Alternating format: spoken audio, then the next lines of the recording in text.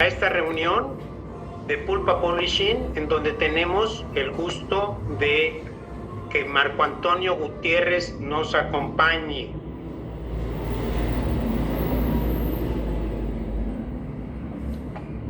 Pulpa Publishing se encarga de buscar obras de impacto, autores que tienen el valor de transmitir y comunicar, pero realmente mover las entrañas, ¿sí?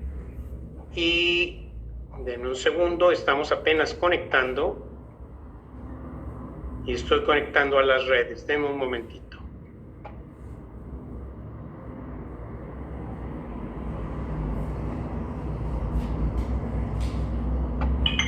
Muy bien, entonces estoy conectando también al mismo tiempo que estamos conectando a Facebook, estamos conectando en la segunda conexión la vamos a hacer posterior, la de YouTube. Ya estamos en vivo.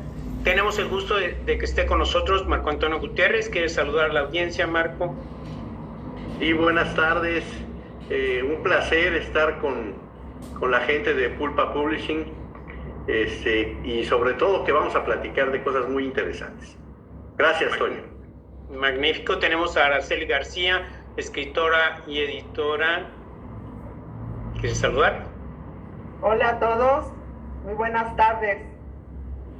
Bien, tenemos también a Leobardo Arias, escritor, editor. Gracias, Toñito. Muy buenas tardes a todos. Bienvenidos los que están viendo esto en Facebook.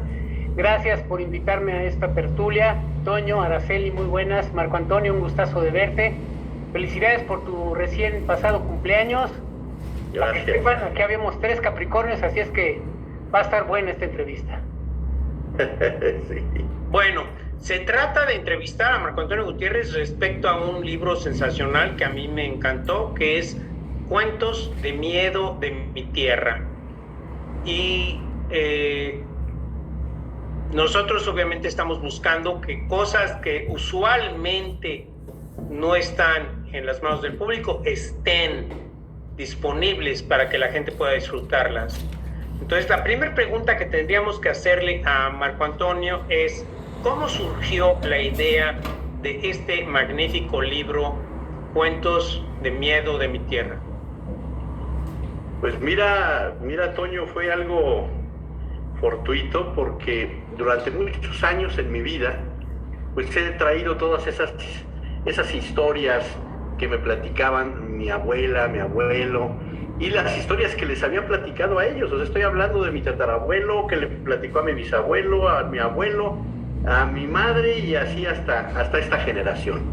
Y realmente te digo que fue fortuito porque debido a la pandemia, nuestra vida cambió mucho, y mi esposa fue la promotora de que me pusiera a darle forma a esas historias que siempre platicaba de manera oral, así como lo platicábamos. Se los platico a mis hijos, a mis sobrinos, y esa fue realmente la chispa que hizo que este libro se creara. O sea, el plasmar de alguna manera esas historias de generaciones y generaciones atrás, y de alguna manera es mi forma de honrar a mis abuelos. Magnífico. Muy bien, Marco. Araceli, yo sé que tienes algunas preguntas para nuestro escritor invitado. Hola Marco, buenas tardes. Hola. Antes que nada te felicito porque no cualquiera se atreve a escribir un libro, y eso habla muy bien de ti. Me da mucho gusto que estés en Pulpa Publishing y que nos des el honor de entrevistarte en esta tarde. No, al contrario, muchas gracias, Araceli. Yo quiero hacerte una pregunta. Con todo lo que vivimos a nuestro alrededor en cuestión de crisis, pandemia, guerras, etcétera, ¿crees que el terror que viene del pasado, o sea, de la parte de los abuelos, crees que puedan dar un impacto hoy en día? Fíjate que es algo muy curioso lo que me preguntas, porque tienes toda la razón. O sea, todos esos hechos que mencionaste pues son terroríficos y los estamos viviendo día con día.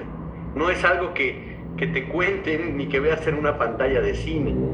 Pero fíjate que este tipo de historias generacionales, como les llamo yo, realmente nos permiten transportarnos a los miedos de cada uno en muchas etapas de nuestra vida. Te aseguro que ninguno de nosotros pensaba en una gran pandemia como esta y que te encerraran en tu casa y que tuvieras que estar usando gel en las manos sin cubrebocas y todo para poder relacionarte con alguien. Eso es terrorífico. Pero si les platicas de todo eso que le buscamos la lógica de por qué pasa y nunca encontramos algo lógico de qué es, entonces verdaderamente llegas a un punto que no tiene tiempo. Es un punto que no tiene tiempo, y por eso me di a la tarea de plasmar esas historias en este libro, porque además de poder ofrecerle al lector historias que tienen cierto dejo de incertidumbre, de emoción, de suspenso, me permite mostrarles un México impresionante, porque yo soy enamorado de México y de sus tradiciones. Entonces, por medio de estas historias, estamos hablando que si alguien de otro país cae en sus manos este libro, lo va a disfrutar de manera sensacional, porque vamos a hablar de charrería, vamos a hablar de la comida, de cómo se hacían las tortillas a mano, y todo esto de la mano de mi abuela, porque hace cuenta que la traía aquí cuando estaba escribiendo, y de la mano me llevaba de pueblo en pueblo y de lugar en lugar, cuando se escapaba, ahora sí que en el caballo con el rebozo y a pelo sin silla, iba y les cambiaba unos litros de leche por un atole y una tortilla recién hecha, ¿no? Algo así, Araceli. Qué bonito, muchas felicidades. Eso me encantó tu respuesta, gracias. Gracias a ti. Leobardo. Bueno, gracias, Toño.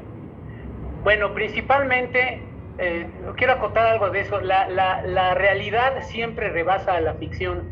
Tengo una buena amiga que da clases de literatura y dice que si un alumno le hubiera llegado con un cuento, con todo lo que está pasando ahorita, como si fuera ciencia ficción, lo hubiera reprobado. Exacto. Entonces, yo creo que es muy importante, entrando a la pregunta que le quiero hacer a Marco Antonio, es muy importante recuperar esa tradición narrativa de las historias, que son en inglés se llama cautionary tales, Cervantes tiene unas, bueno, no importa, que son historias que tienen un mensaje moral, un mensaje en donde están rescatando alguna cosa que le hace falta a la sociedad. Entonces, la pregunta más bien es, ¿en dónde las escuchaste? Porque yo las escuchaba también en la mesa alguna vez, en la cena, pero me metí al cuarto de mi abuelita para que me platicara cosas que eran bien espeluznantes, ¿no? Entonces, además de la mesa, porque era yo un mal portado, de lo peor, quería ver si me enderezaba. No me enderecé, pero aprendí muchas historias. La cosa está, Marco Antonio, ¿en dónde más escuchaste estas narraciones, además de la mesa de la cena? Fíjate que era eso, como dices tú, la merienda, cuando íbamos con la abuela, a veces en los desayunos, pero realmente a mí siempre me gustó ahondar un poquito más en sus costumbres, en sus tradiciones, y siempre quería saber más de cómo era su vida cuando ella era chica. Mis abuelos vivieron 94 y 90 y tantos años cada uno, y mi otra abuela 100 años, entonces realmente tenían mucho que platicar. Estuvieron en muchos cambios del último siglo, y mi abuelo del siglo anterior, del siglo XIX y del siglo XX. Entonces, yo recurría, así igual que tú, al cuarto de los abuelos, pero recurría al desayuno, recurría a cualquier momento para poder prácticamente exprimir a mi abuelita con todas sus ideas y sus costumbres, ¿no? Gracias. Ahora, Leo, me gustaría acotar un poco más, Toño, de esto, sobre la pregunta de Leo. Ahora, aparte de eso, nosotros lo que quise hacer, vamos, es investigar acerca de todas esas cosas que me platicaban y ahondamos en eso, o sea, ahondamos prácticamente en, si hablamos de charrería, te juro que investigamos todo acerca de la charrería. Si hablamos de la rosca de Reyes, investigamos de la rosca de Reyes. Es un libro que tiene muchas horas de investigación a lo largo, obviamente, de las historias de los abuelos. Adelante. Excelente, muy interesante. Marco, yo tengo una pregunta que normalmente hago a cualquier escritor. Y en este caso es acerca de las emociones. Para mí las emociones son muy importantes porque tú cuando escribes entras en las emociones del personaje. Por lo menos es lo que me pasa a mí y siempre pregunto eso a mis amigos escritores.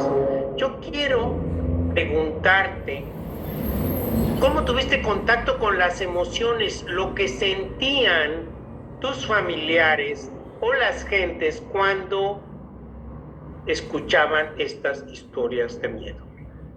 No, qué bárbaro, esa es muy buena pregunta, Toño.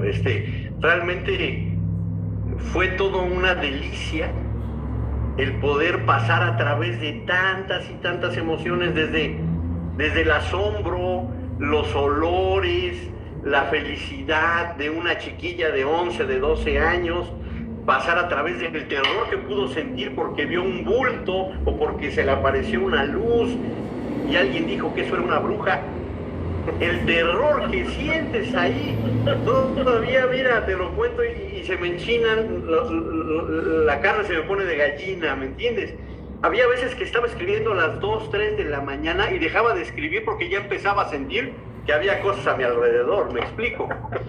Entonces corría a los brazos de mi esposa y me acurrucaba y se acabó la escritura por esa noche. Extraordinario. Entonces realmente dan miedo.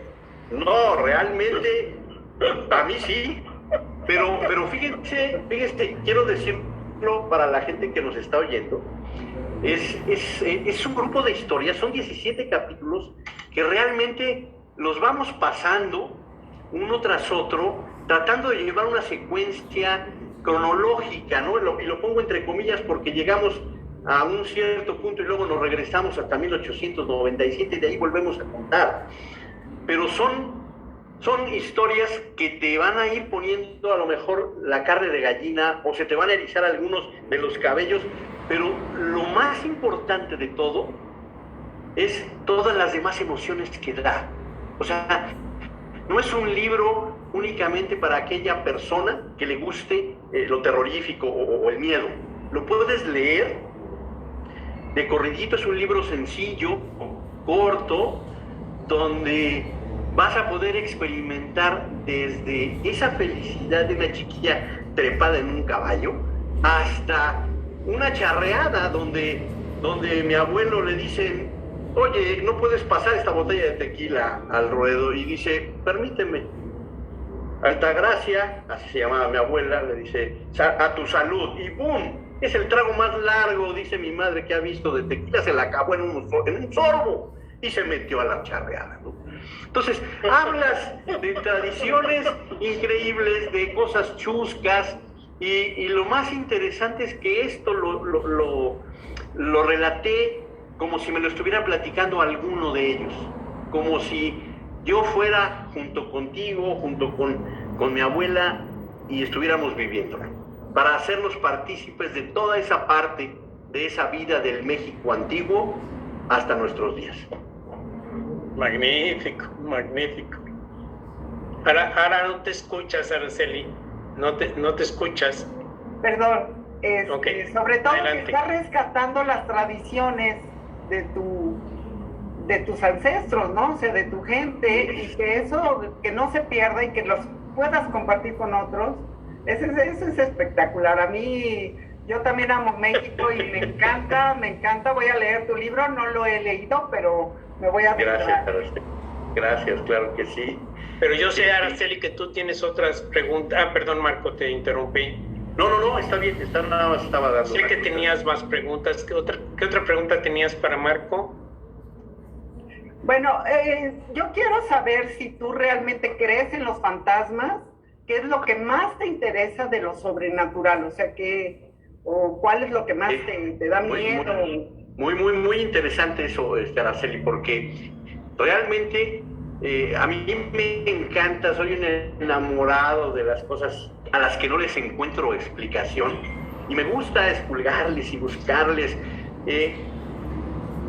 porque realmente, así lo pienso yo, realmente las cosas que tienen explicación lógica y que pues las oímos todos los días en el noticiero y en donde sea, y entonces por eso me da por investigar y escribir sobre cosas que no tienen una explicación lógica. Sí creo, o sea, soy una persona que de repente puede, todo lo que escribí en el libro, lo pude sentir. De hecho, hay un par de historias personales, ahora que tengan la oportunidad de leerlo, las van a ver, y ahí vivo cosas sobrenaturales o no lógicas o que no tienen una explicación, pero la verdad es que sucedieron y es mi versión de esos hechos. ¿Me explico? Entonces sí soy un enamorado también de ese género. Oye, pues qué gusto saberlo. Muchas gracias, Marco. De nada, Araceli. Don Leobardo, yo sé que tienes más preguntas. A ver, ¿qué otra pregunta tienes para nuestro escritor invitado? Gracias, Toño. Bueno, por supuesto, quiero redondear lo que dije. Cervantes tiene unas novelas que son las novelas ejemplares. Y los ejemplares son porque obedecen a un tema didáctico de lo que se tratan las novelas. Ahora, recuperar esto, quiero validártelo, felicitarte, Marco Antonio, recuperar estas historias platicadas, historias orales, a la literatura se me hace valiosísimo porque es algo que estamos recuperando de nuestro pasado. Como tú dices, se remonta a siglos atrás de la tradición oral y todo eso. Bien, ahora, yo ya conozco algo de tu trabajo literario, además de este libro. Tú escribiste muchos folletos para ejemplificar ciertas cosas de una compañía, del producto de una compañía, y me parecía que tenías una forma muy fluida de narrarlo. Pero eso es una cosa, y la otra cosa es el gusanito de escribir. Platícame de ese gusanito de escribir. Sí. Es como aquella caricatura que te hablaba del gusanillo del juego, ¿no? Que te mordía y te daba por jugar y jugar cartas. Sí, realmente cuando me di cuenta que podía expresarme en letras y en palabras escritas, para que otras personas pudieran ver mis emociones y lo que yo quería contar, realmente eso se traduce como una droga que te invade y dices, wow, es que lo que imagino lo puedo escribir, y lo que imagino y puedo escribir lo puede visualizar otra persona más, y entonces es algo maravilloso cuando te das cuenta que la comunicación puede llegar a muchísimas personas y que mucha gente puede disfrutar o no de lo que tú haces. Al final de cuentas es un tipo de arte, ¿no? La literatura, la escritura, ¿no? Pero eso es realmente, como dije al principio, Leo, perdón, el inicio de escribir este libro fue porque mi esposa me alentaba a hacerlo, porque realmente, como tú dices, yo sí había escrito muchos folletos y pequeños libritos y todo, pero de cosas técnicas que no tienen nada que ver con desarrollar algo como esto que tenemos aquí. Y otra cosa que me animó mucho pues, fue haber ganado el segundo lugar en el concurso de historia corta ahí en Pulpa Publishing, ¿no? Y dije, bueno, si eso le gustó a la gente, pues ¿por qué no vamos a presentar algo más? Y aquí estamos. Bueno, pero déjame agregar una cosa, Marco Antonio. Desde que escribías esas cosas y yo las leía y te las fusilé porque las tengo todas aquí en mi computadora, las utilizo. Muy bien. Se notaba el talento de escritor porque están muy bien escritas. Entonces yo nuevamente te vuelvo a validar, te vuelvo a felicitar por haber tomado esa decisión, porque en honor a la verdad los folletos estaban muy bien escritos, pero nada más era un saltito, como dicen los gringos, un leap of faith, un salto de fe. que alguien te impulsó, que es Claudia, lo cual me da mucho gusto, porque pues, eso es lo que es un matrimonio.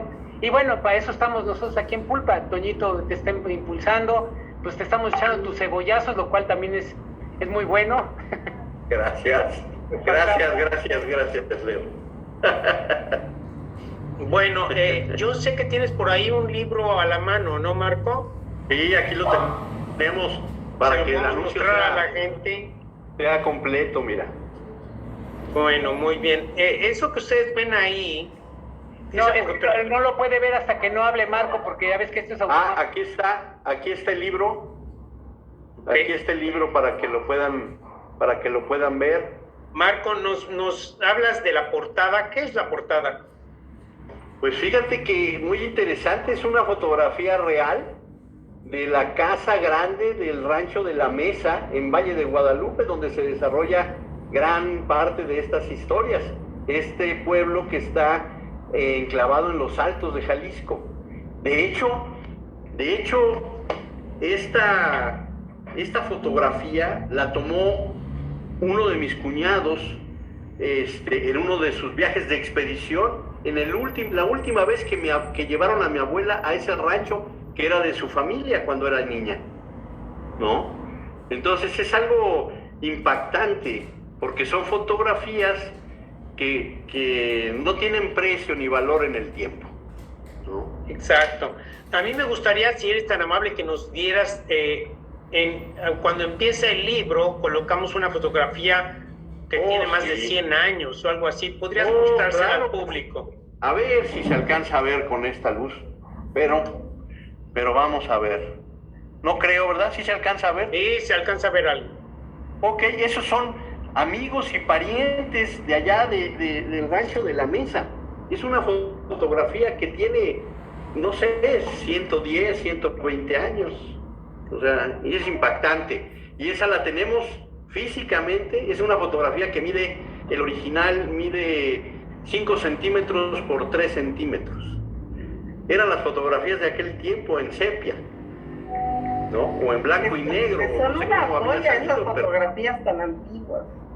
Sí, fíjense que eso es algo muy interesante. Dentro de la investigación que hicimos, siempre estuve codo a codo con una de mis tías, que es, yo le digo mi Nina Vivis, porque Nina, acá en Jalisco se les dice a las madrinas, Nina en vez de madrina, y Vivis porque ahí era un apodo que le quedamos, ya no vamos a ahondar en eso, pero ella trabajó conmigo codo a codo en este libro. Yo por eso en los agradecimientos la pongo a ella, porque al igual que yo creo que dejó un pedacito de su corazón en esto. Todas las fotografías entre ella y mi madre se fueron acumulando, y hay fotografías impactantes así como esa, fotografías de cuando estaban recién casados mis abuelos en su jardín. No, estoy hablando de hace 60, 80 y más de 100 años. Es un libro que nos da una línea de tiempo muy larga. De hecho, hay un capítulo que se llama El Tirano, para aquellos que estén interesados en leer el libro, que habla de un caballo muy famoso en toda la región de los Altos de Jalisco, acá en México, y al que mi abuelo le hizo un corrido, y esa historia va desde la segunda intervención francesa a México hasta la fecha, y la investigación fue muy ardua y muy fidedigna. Entonces quien lea esas páginas, además del suspenso, además de la historia y de las tradiciones, está leyendo historia real de nuestro México. Muy bien. Una cosa, antes de dar la palabra a Araceli de nuevo y después a Leobardo, sí. A mí me gustaría, yo recuerdo cuando estábamos trabajando en la edición del libro, me acuerdo mucho de una escena que me hizo reír muchísimo, cuando cuentan una historia cuando están narrando una historia de mucho miedo, y entonces hay una frase que a mí me quedó así como wow, yo quedé me moría de risa, pero al mismo tiempo dije, qué gracioso. ¿Podrías repetirnos eso, de favor? Sí, me acuerdo muy bien. Lo comentamos, recuerdo cuando estábamos en la edición. Es una escena muy interesante donde toda la familia de mi abuela está reunida en el comedor a la hora de la cena y entonces dos hermanos de ella empiezan a platicar que vieron ciertas cosas y está la historia de terror, como tú dices, no la voy a quemar para que lo lean. pero la abuela se enoja, la mamá de mi abuelita se enoja y le dice, y voltea a ver al papá Pedro, que es el papá de mi abuela, y le dice, ya, algo es algo, ¿no? Y estaban hablando de brujas y de espantos, y entonces se voltea el abuelo muy serio, ¿no? Se para de la silla y le dice, no, muchachos, en eso de los difuntos y las brujas, no hay que creer, les dice. Y luego se voltea y dice, pero de que los hay, dice, ¿no? Entonces, y eso es algo real que me platicaba mi abuela, híjole, se me quedó muy grabado. Pero en fin, qué bien que se quedó esa imagen, pues. Arita, yo sé que tienes más preguntas, Araceli. Bueno, solo tengo una más, Marco. Sí, mija. Dime, ¿cuál era tu mayor miedo cuando eras niño? Ajá. Y ahora que eres adulto, ¿a qué le temes? Fíjate que cuando era niño me daba mucho miedo que me saliera un monstruo de abajo de mi cama. Podía llegar y levantarme a ver si no había nada, aunque estuviera oscuro, ¿no? Y ahora realmente le temo, híjole, algo que me da mucho miedo es lo que tú platicaste. Ahora de adulto me da mucho miedo lo que está pasando, el perder los derechos humanos, el que la gente no podamos vivir como debemos de vivir, desde mi punto de vista, el que tengas que hacer ciertas cosas para sobrevivir y que ya no haya esa calidez que podías tener antes, como antes nos saludábamos y te dabas un abrazo y expresabas esa afinidad. Y hoy casi es más, ¿sabes qué? Da terror ahora que alguien junto a ti tosa o estornude. Exacto. O sea, es impactante y es algo que hace uno constantemente porque las vías respiratorias las tienes que limpiar. Y entonces eso es lo que me da terror, que la gente a veces no pensemos y no observemos y nos dejemos llevar por todo el caos en las noticias y por todo el caos que te presentan, pues en muchos aspectos. Y lo único que yo pienso es, hay que observar, hay que ver lo obvio, esa ógnosis, y no dejarte llevar, siempre investigar, preguntar y tratar de vivir sin miedo, Araceli. Pero eso es lo que más me aterra ahora, eso que tú dijiste. Oye, pues tienes toda la razón, yo la comparto contigo, estoy de acuerdo con lo que me has dicho. Y bueno, esperemos que estas historias que nos estás regalando de alguna manera de tus ancestros, pues nos enseñen a vivir como tendríamos que vivir, ¿no? Con el amor de nuestros familiares, con el legado que nos dejaron y con todo lo maravilloso que hay a nuestro alrededor, ¿verdad? No, pues muchas gracias, Araceli. Muchas gracias, Marco. Estoy de acuerdo. Leobardo, ¿tienes alguna otra pregunta para nuestro escritor invitado? Bueno, no, yo lo que quisiera, yo nomás quiero agregar una cosa, recuperar el pasado es muy importante porque aquel pueblo que no conoce su pasado está condenado a repetirlo. Y es muy importante recuperar esas historias que contaban nuestros abuelos, las historias que vienen desde tantos años atrás, porque es parte de nuestro imaginario mexicano. Todos somos mexicanos aquí, realmente México es un país fantástico. Y bueno, lo único que quiero agregar yo es que no se les olvide, por favor, ponerle pulgar, ahí está, pulgar arriba si están viéndolo por Facebook y like si lo van a ver por medio del YouTube. y quiero felicitarlos a todos por tener la curiosidad y el buen gusto de buscar historias interesantes, impactantes, como las que hacemos aquí en Pulpa Publishing. Y pues quiero agradecerte a ti, Marco Antonio, que nos hayas concedido esta entrevista, a Araceli por ser partícipe de eso, y a Toño por invitarme también. Toñito, te agradezco mucho y bueno, pues felicitaciones a todos, y especialmente a Marco Antonio. Quiero agregar un poquito, antes de despedirnos y antes de dar las gracias a Marco, quiero invitarlos el siguiente sábado a la misma hora